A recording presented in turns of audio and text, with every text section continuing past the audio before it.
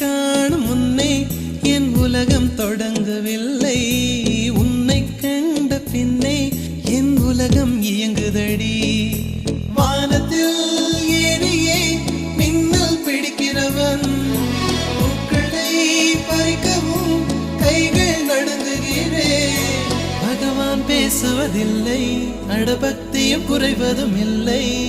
காதலி பேசவும் இல்லை, என் காதல் குறைவதும் இல்லை.